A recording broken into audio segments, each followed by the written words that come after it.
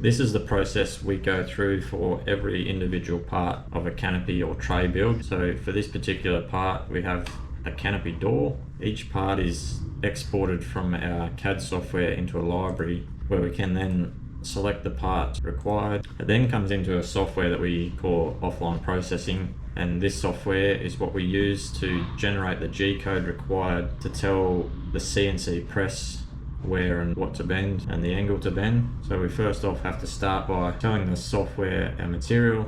It automatically takes the material thickness from the part we've uploaded. We tell the software our bend compensation, which essentially just lets the software know for this material how much the material shrinks or stretches in the bend, and we apply the tooling we want for the material we're using. So at this stage we have our part, we have our machine, and we have the top and bottom tooling. So we call the top a punch and the bottom a die. We then tell the software in which order we want the folds to be bent. This is very important to minimize how often we have to change tooling, and some parts physically won't be able to be pressed in certain sequences. So we start for a canopy door, we first fold 2 short edges and then our 3 long edges. As you can see here, if we were to press our 3 long edges first, it'd make it very hard to press our short edge. We'd have to press them as 2 separate parts.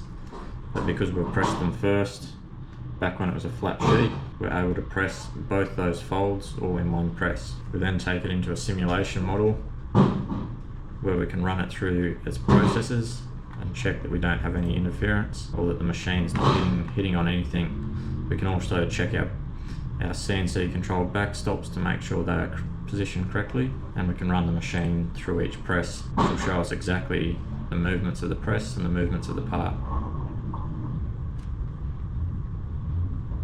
Once we're happy with that, we export our G code to the machine, and our canopy door is now ready to be pressed.